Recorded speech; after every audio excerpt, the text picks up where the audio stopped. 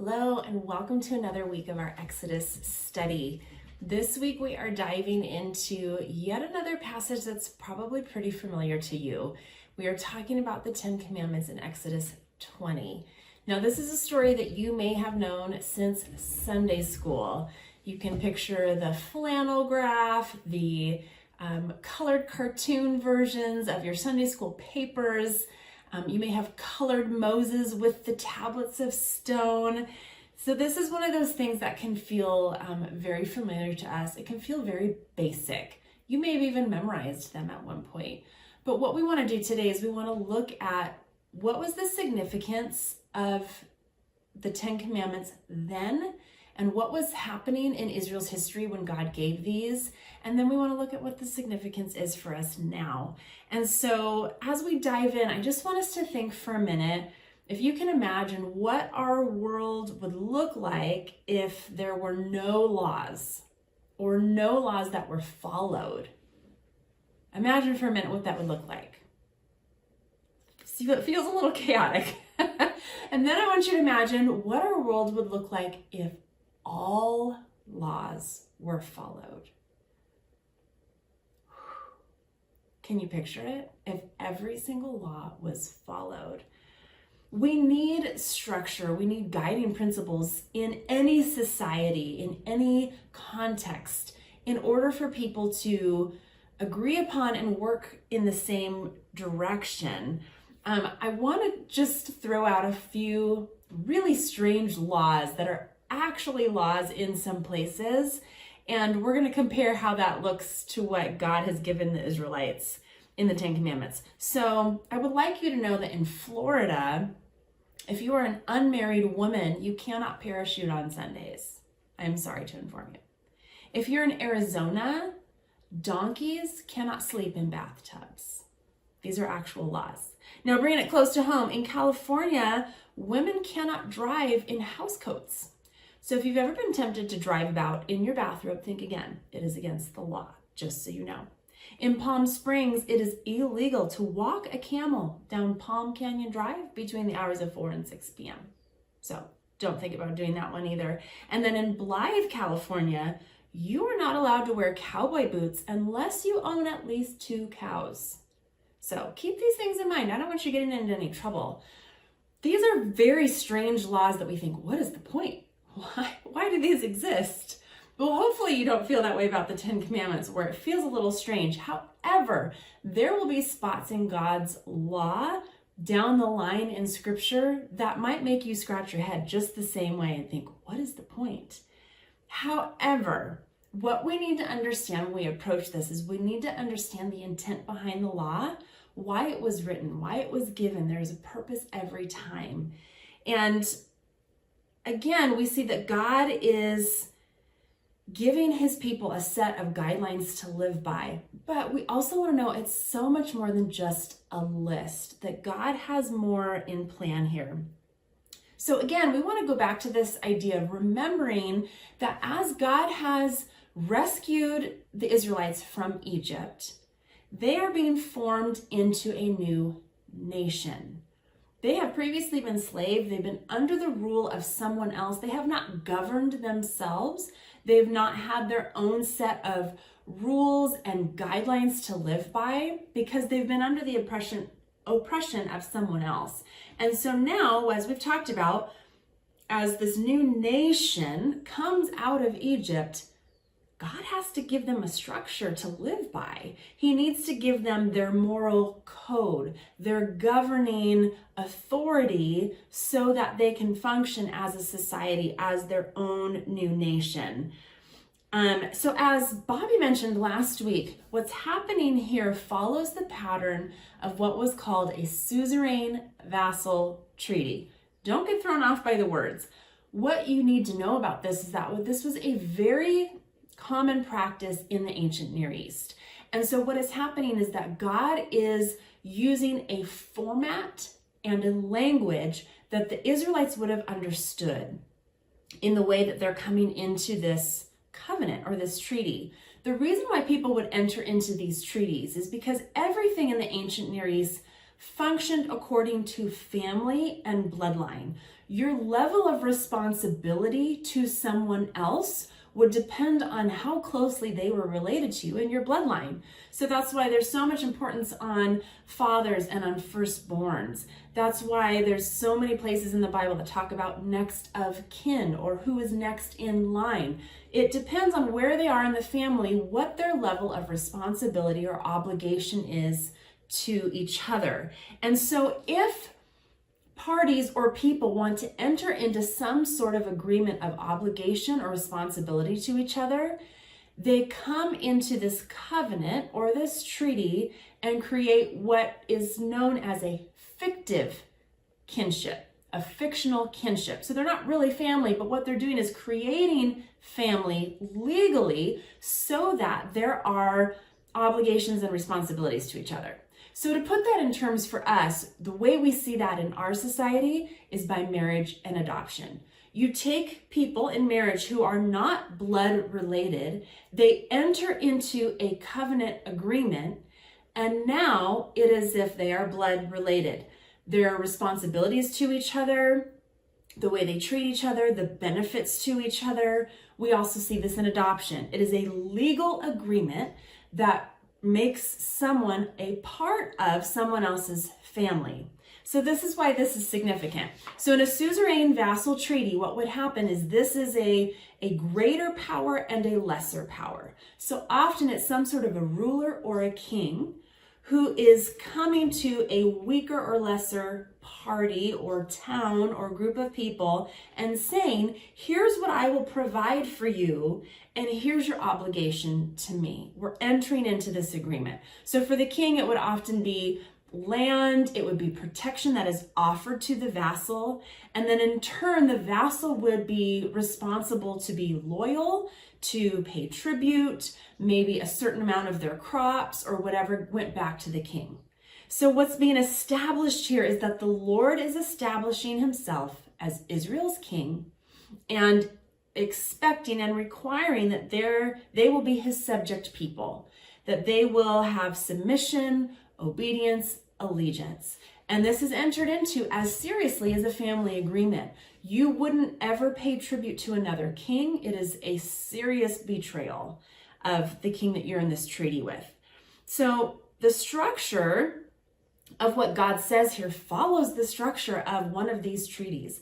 It starts with an introduction of who God is. So at the very beginning, it says, I am the Lord your God. A treaty would always start with an identifier of the king. And then there's what they call a historical review. What has happened in the past? Well, God says, who brought you out of Egypt, out of the land of slavery? This is what I've already done for you. The next part of the treaty was the stipulations. Here's what's going to happen. Here's how this is going to work and what the vassals will do for the ruler. And there's more things that fall into this structure of a treaty that actually come later in Exodus, and then there's parts in Deuteronomy. But those are the main parts that we see here. So it's vital to remember that God was not giving these people a way to be saved. He had already done that. And he reminds them, he already did it. Who brought you out of slavery? Who brought you out of Egypt? You've already been saved. So now here's the response. He's also started, as we saw in chapter 19, with their identity. He's already told them, you are already a treasured possession. You are already my people. You are a holy nation. And so the law doesn't save us. The Ten Commandments does not provide a way for salvation. It is merely a response to already being saved and already being loved. So we're going to walk through these commandments a little bit quickly, and on the back side of your notes you have some further questions that you could reflect on at a later time to kind of get your head around really the deeper meaning of some of these commandments. So we're just going to walk through them a little bit to kind of explain what's the intent behind these laws. So in Hebrew, they are literally called the 10 words and not the 10 commandments. In fact, it starts in verse 1, and God spoke all these words. And so in Hebrew, they call them the 10 words. The first 4 are about how to relate to God.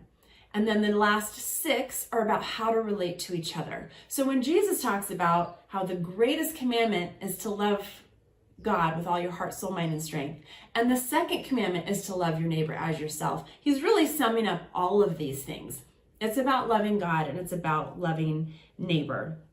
So at first glance, it can seem like a list of do's and don'ts, just a list of black and white to live by, but we will see that's not God's intent, that he doesn't have just the letter of the law in mind, that really he's more concerned about the heart. So the first one that we see, you shall have no other gods before me. One of the biggest issues in the nations surrounding Israel was polytheism. They worshiped many gods. And so this is going to be one of the things that sets Israel apart. There is one God. There will be no other gods. And in fact, later on in Israel's story, we will see they didn't necessarily turn away from worshiping God, but they would worship God and they would add other gods to it. And this is what God is saying. That word before literally means beside or against. There's no other God beside me, just one. We often want to put other things right next to God, things that we worship alongside of God. And we don't often want to use that word worship or God because in our hearts we say, oh, there's just one God. But there are many, many things in our lives that we worship, that we give priority to, that we give time to, and that we place alongside of God. The second one, you shall not make for yourself an image. And he makes some more details about that. In heaven, on earth, you shall not bow down to them. What we're talking about here is not creating a separate God, but also not creating an image of our God, because we don't want to reduce him to something that has been created, visible, tangible, limited. God cannot fit into some box. Our view of a representation of him, he's so much more than that. And so he's saying, do not reduce me to something that your hands have created, something that is visible. The created thing can't be worshiped. Only the creator can be worshiped. I also want to touch here too, is because God talks in that commandment, he talks about being a jealous God. And we often think of jealousy as being a bad thing. We're told not to be jealous. But when God uses it here, literally it means he's being protective of what is rightfully his. The definition of it means he's intolerant of rivalry or unfaithfulness. It'd be the same way that a husband would be jealous for his wife's affections. It is right for him to do so. She belongs to him only. She can't give her affection someplace else. And so this is what God is saying here, is that he's jealous for our affections. The other thing I want to note here is he talks about how he's going to punish the children for the sin of the parents to the 3rd and 4th generation. Well, essentially what he's saying here is that if our worship gets turned around and our affections go other places, that's going to trickle down to the generations behind. Those generations will have consequences to our choice to worship other things. But we also see this great mercy that he will show love to 1,000 generations. So the grace is always bigger, always bigger. The 3rd commandment, you shall not misuse the name of the Lord your God. We often only think of this in terms of, we say, taking the Lord's name in vain. And in our minds, that's just linked to profanity. Throwing God's name out there as a swear word or as something that's flippant. But the idea is deeper here, that misusing also means to misrepresent. In this culture, someone's name signified the total of their character.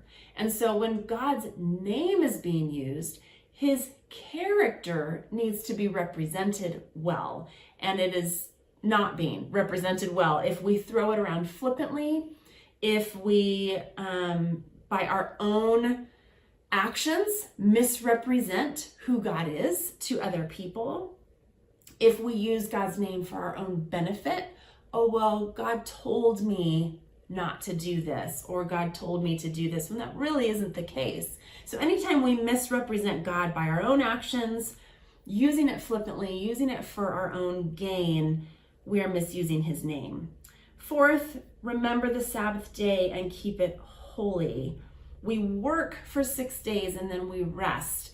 That part's important too, that there are 6 days of work and then rest. He says it's to follow his example. He rested after working for 6 days of creation, and so we follow his example. Then Deuteronomy goes further to talk about a reminder that they're no longer slaves. In Deuteronomy 5:15, it says, remember that you were slaves in Egypt, and that the Lord your God brought you out of there with a mighty hand and an outstretched arm. Therefore, the Lord your God has commanded you to observe the Sabbath day. You're not slaves anymore. Don't live like it. Take a day of rest. And we often don't want to rest because we feel like it's all going to fall apart if we stop working. And so it's a matter of trust, trusting that God is in control, that the world will keep on spinning if we take a day of rest. The fifth commandment, honor your father and mother. This commandment actually kind of acts as a hinge between the two sections because it's talking about a family relationship, but we've just had 4 commandments to honor God. So we honor our father and mother as we honor our heavenly Father. We honor our earthly father and mother. And then that connects to how we relate to each other in the final 6 commandments. It talks about so that you may live long in the land. Part of that, again, is this blessing is if we have a respect for authority and we have a proper alignment of people who are over us, then society can flourish and thrive. If there is not a respect for authority, then society will break down. And so he's saying you will be able to live long in the land if you have a proper respect for authority. We also have to keep in mind, we want to use this commandment towards children. Honor your father and mother, honor your parents, which is true, but that's not who the audience is. The audience here is adults.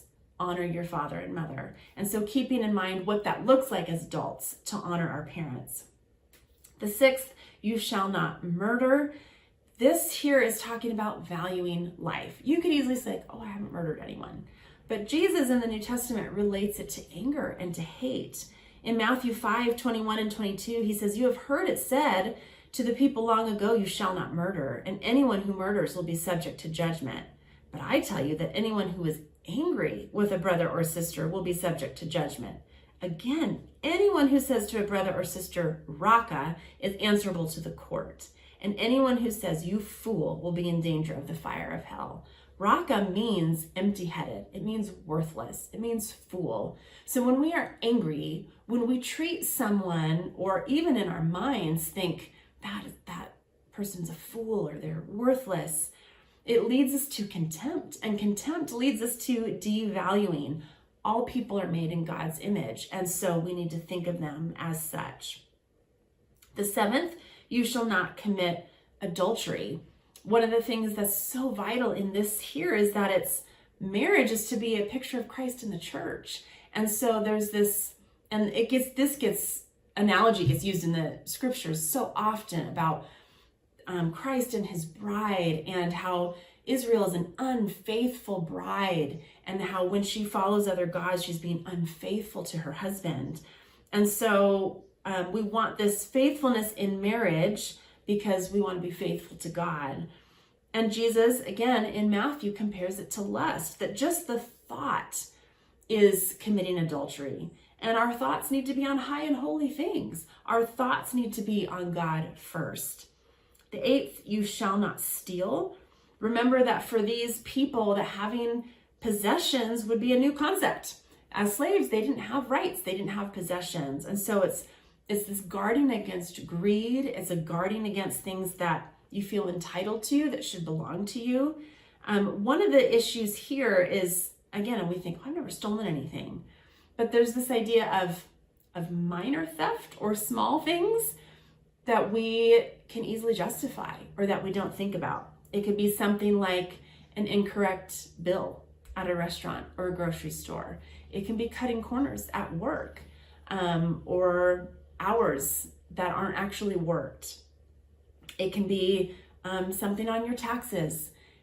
Anything that feels small, minor. We justify it by saying no one will know, they will not be affected, or it's from some big company that will never know the difference. Everything belongs to the Lord first, and we need to be distributors of wealth and of resources, not just consumers. The 9th, you shall not give false testimony against your neighbor. I don't know how many of us have often heard this commandment as you shall not lie, but it's talking specifically about giving false testimony against someone else. This kind of connects the idea of misusing God's name as well as valuing the life of others. Because if we give a false testimony about someone else, we are misrepresenting them. We have hurt their character. We've damaged them. We can often vilify someone with a different opinion. We make an assumption about who they must be or what they must be like if they have this political idea or if they like this particular person or type of music or whatever. We turn them into something they may not be. And that is false testimony. We can give false testimony when we flatter someone, when we exaggerate their character, because that's typically for our own benefit. And we are not saying what is true, and we're misrepresenting for our own gain.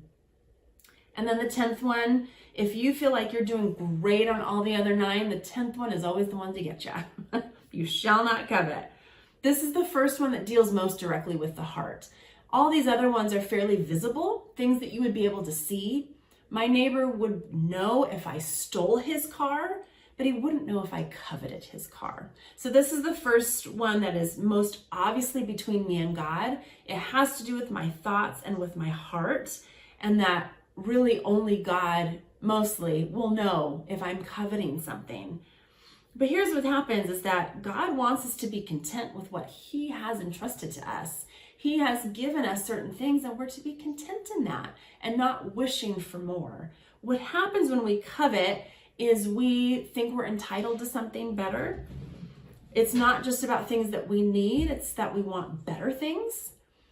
Often what happens with coveting is we are perceiving the happiness of someone else, maybe even just based on a picture on social media, or one story they told us, or one interaction we had with them, and we think, wow, they have a perfect marriage. I wish mine was like that. Or wow, they have an amazing job. I wish mine was like that. Or look at that vacation they took and they all are smiling and happy. I wish my vacation had been happy. We make an assumption about what we think someone else has. We overestimate the happiness of others and we think that that should belong to us too. So again, quick run through. There are so much more that we could dive into there, but I encourage you to look at the back of your handout just for some more questions to kind of flesh out what's going on in these commandments. So finally, we want to look at, why do we need the 10 commandments? Why did they need them then? Why do we need them now? The first thing, this is the first blank on your handout, is for direction. And we talked about this a little bit already, that God is creating structure, he's creating guideline. In any new context, you have to learn the rules of what it's like. Any new job you get to, any new maybe group that you're in, there are written and unwritten rules of how it works. So for example, when you go into a movie theater, it's encouraged that you bring your snacks into the movie theater. If you go to live theater, no food is allowed in the theater. And so every new context, we have to learn what the rules are of how this works, what is expected.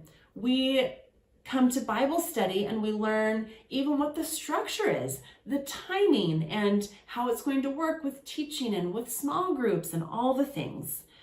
So they need laws to live by. They need a way to order their society.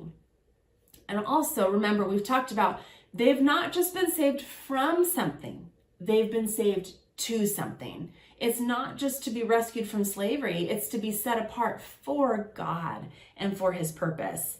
So they've only ever lived in slavery. They've never had possessions, they've never had freedom over their time, they've come from a polytheistic culture. They need to be taught the basics from the ground up of this is now how life is going to look. The second thing that the commandments gave them then, and it gives us now, is protection. And while this can just look like a long list of do nots and restriction and all that, it's actually a list of protection and of freedom. Remember, there are people who are used to having no rights, and now they do. And so compared to what they were under in Egypt, this list would look very liberating to them. So for example, in Egypt, the vulnerable can be overworked. God is saying everyone has to rest. In Egypt, there could be economic exploitation. You take what you want from the weaker, and God says don't steal. In Egypt, if you're a weaker party, you could be subject to violence, to be mistreated, to be killed. God values all life. So for the Israelites, this is looking like freedom compared to what they have been living under, not restriction. When I go out and drive on the road and I expect other people to obey the traffic laws, it's not because it's just a list of things that you can't do. It's so that everyone who's on the road has the opportunity to arrive where they're going safely. It's a protection. When there's a guardrail on the mountain road, I don't think, wow, that thing's just hedging me in. I'm grateful that there's a guardrail to protect on the side of the road. When we tell a child not to touch a hot stove, it's for their protection, not because we're just trying to kill their fun. When my oldest was about 2.5, he had been bouncing on our couch. He wasn't jumping with his feet, he was just bouncing with his body. And I had told him he needed to stop bouncing because I could see what would happen. Sure enough, a couple minutes later, he had bounced himself into the coffee table and he had sliced his ear right open, split it open, because he bounced and hit the edge of the coffee table, which required an ER visit and stitches and all the things. I wasn't trying to limit his fun. I wasn't trying to restrict him. I was trying to keep him safe. And this is what God does for us by giving us laws. The third thing that the commandments did for the Israelites, and it does for us, is conviction. One of the things that God's law does for us is it exposes our sin. It faces us with the reality of who we are and who we're not. If we look at this list and we think we're doing okay, we need to be more honest with ourselves. 1 John 1:8 says, if we claim to be without sin, we deceive ourselves and the truth is not in us. We can look at this list and we think, I'm doing pretty good. Never murdered anyone, not committed adultery, not stolen anything, doing pretty good. But God isn't looking for pretty good. That is not holiness, and it isn't the standard he requires. If I were to give you your favorite drink, whether that's a soda you like or a special coffee or something that you love, I give you your favorite drink. I say, oh, here, I got this for you. I just wanted you to know, though, it's 99% your favorite drink. It's just 1% poison. So it's pretty good. You should still drink. It's pretty good. You probably wouldn't drink that drink because pretty good is not good enough. That 1% poison infiltrates the rest. James 2:10 says, whoever keeps the whole law and yet stumbles at just one point is guilty of breaking all of it. And so we think we're doing okay, but we dive into the intent behind these laws and what God really requires, and we find out we are not. This quote is from this Exodus book that I've been studying. It's called Exodus for You by Tim Chester. And he says, this is who we are. Though we are capable of great good, we are not good people who occasionally slip up. You are not a good person who occasionally bristles under authority or occasionally looks at porn or occasionally feels discontented. You and I are God rejectors, God reducers, God disgracers, and God replacers.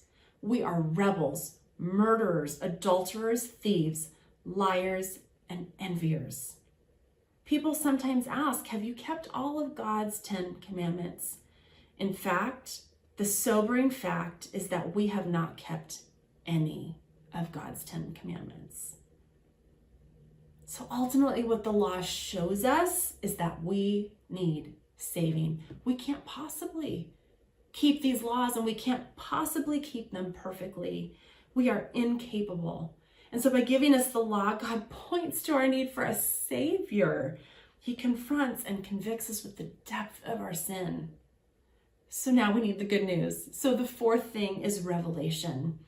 That as we learn about these laws, it is revealed to us who God is. Remember, Exodus is a book about God. So as we look at these commands, we see his heart. We see his character. We see what matters to him. So when he says, there are no other gods before me, that he is supreme. He is sovereign. He is mightier and better than any other God. He is it. When he says, no false witness, it's because he is truth. When he says no adultery, it's because he's faithful. And so every single one shows us something about who God is. But it also points us to Christ. It points us to the perfect sacrifice, the only one who could perfectly keep the law. And then his righteousness is imputed to us. We get counted as blameless because of Jesus. And that's incredibly good news. So if the gospel ever feels kind of stale, sometimes it's good for us to be reminded of just how sinful we are, to look at these 10 commandments for what they really are and feel the depth of our sin and our depravity, our total inability to keep the law. And remember that pretty good is not good enough. And then to be reminded that we have Jesus. And then the gospel is fresh and it's new, and that's good news. Another quote from that book, Jesus is both lawgiver and the law keeper. He is the righteous one. He is the perfect embodiment of God's will. He is love incarnate. When we read the 10 commandments and consider Christ, we can only respond in awe and with worship. Now realize that all that goodness and beauty is ours in Christ. His record is now our record. We're redeemed by the death and resurrection of Jesus, but we're also redeemed by the obedience of Jesus. Such good news. The 10 Commandments was not just for them and then, it is for us and for now. It reminds us that God first saved us, and then he invites us into a standard of living that promotes wholeness and flourishing for all people. He gives us guidelines and guardrails for our protection, for our freedom. We don't do these things to earn, because we learn we can't possibly do it anyway. I am a treasured possession. I am loved by God. We learn that God is worthy to be first. He is worthy to be only, to have my wholehearted allegiance, devotion, and obedience. Jesus' righteousness bestowed on me is a gift greater than any I could imagine, and far greater than I deserve. He's a good Father, and he's a gracious King. To God be the glory. God bless you.